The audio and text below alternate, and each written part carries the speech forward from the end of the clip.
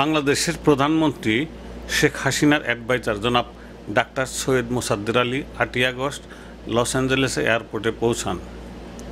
তিনি 3 দিনের সফরে লস অ্যাঞ্জেলেস এসেছেন। তাকে বিমানবন্দরে সম্বর্ধনা জানান কনসাল জেনারেল এনায়েত হোসেন ও তার অফিসের 2 জন অফিসার। কমিউনিটির পক্ষ থেকে ছিলেন জনাব শামসুদ্দিন মানিক ও রেহানা নানি। রেহানা নানি ও জনাব মানিক জনাব আলীকে ফুলের তোড়া দিয়ে অভ্যর্থনা জানান। আগামীকাল 9 আগস্ট আর্টিসিয়া লিটল ঢাকায় তার নাগরিক সম্বর্ধনা দেওয়া হবে। সম্বর্ধনার পর ফটো সেশনের ব্যবস্থা রয়েছে। যারা মন্ত্রীর সহিত ফটো তুলতে চান তারা এই সুযোগ গ্রহণ করতে পারেন। Thank you.